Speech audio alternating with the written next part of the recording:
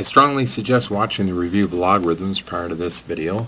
In AP Stat, we focus on transformations to achieve linearity when it comes to nonlinear data. Suppose a researcher is monitoring a virus. A culture began with 28 cells of the virus on day 1, and here's the data and the scatter plot. Clearly it's exponential growth.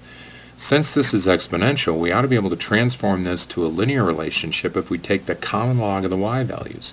In doing so, here are the results, and indeed the graph is rather linear. Now we can do what the calculator does in finding an exponential regression model for the original data. We will begin with the transformed data and calculating the LSR line relating the common log of cells to the day they have been in the culture.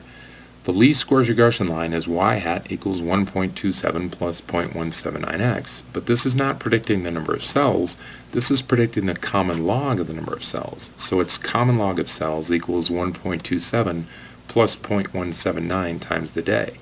Here's a typical problem. Use the LSR equation to predict the number of cells on day 11.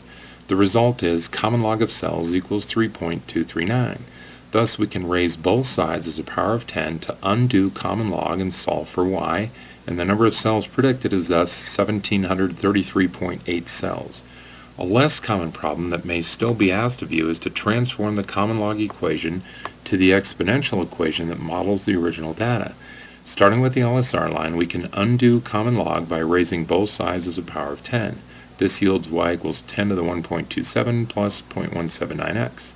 Recall from the review of the logarithms video how anything raised to the sum of two exponents is the product of two powers having those exponents, like 10 to the 2 plus 3 is 10 squared times 10 cubed.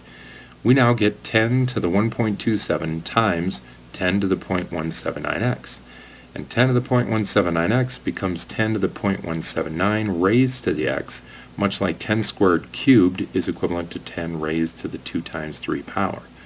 Hence, we get the exponential function that cuts through the original data the best. It's y equals 18.62 times 1.51 raised to the x. Multiplying the cells repeatedly by the base of 1.51 predicts the total cells the next day to be 151% of the number of cells the previous day. Thus, this is 51% growth. Recall that we used the linear regression model for the log of cells to predict that by day 11 there would be 1733.8 cells. We can now use our exponential regression model to predict the cells directly for day 11. Our model predicts 1732.7 cells. The slight difference is merely due to rounding values. Be prepared for either type of problem.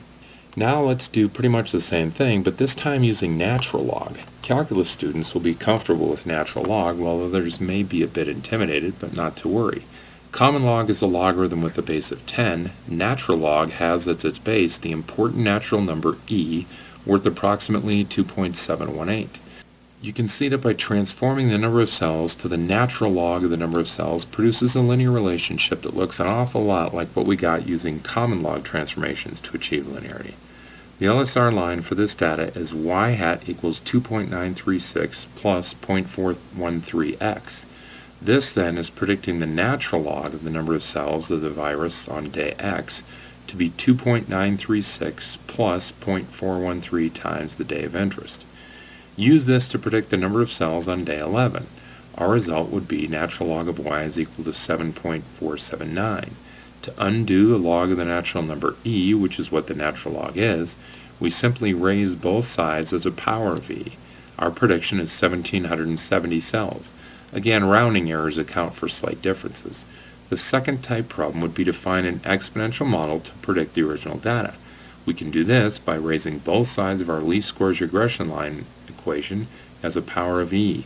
Similar to the common log problem, we should recognize that our result implies that we raise e to the 2.936 to get roughly the number of cells we'd have at time 0, 18.84 cells, and then find e to the 0.413, getting once again a growth factor of 1.51, implying a 51% growth rate. Thus, our exponential model via a natural log transformation is y hat equals 18.84 times 1.51 raised to the x, and this is very similar to the exponential model we got via the common log transformation of y hat equals 18.62 times 1.51 raised to the x.